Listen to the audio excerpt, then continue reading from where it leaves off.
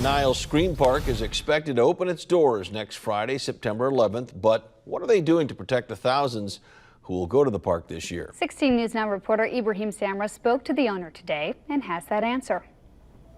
Scary is what the NIles Scream Park has been for the last 4 decades, and although that won't change this year, some things will.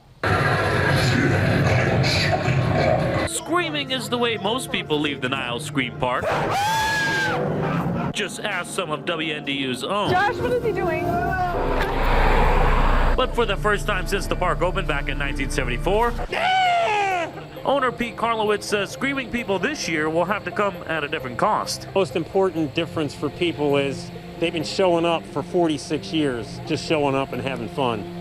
This year we want them to come and have fun, but they can't just show up. That's because of the coronavirus pandemic. Instead, patrons will have to make a reservation. Obvious reason, we're trying to regulate the flow of people into the park. All right, welcome to the NIles Scream Park. Receive a temperature check. You pass inspection, you are alive. And required to wear a mask before they enter the park. But in case you forget to bring one, If you didn't have a mask, we would provide you with one free of charge. Then what you do?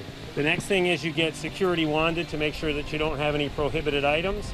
And as soon as you're finished with that, you proceed to the ticketing area where you get your ticket, and you actually then get to move into the attractions. All right, let's do it. once inside, Karlowitz says besides getting scared,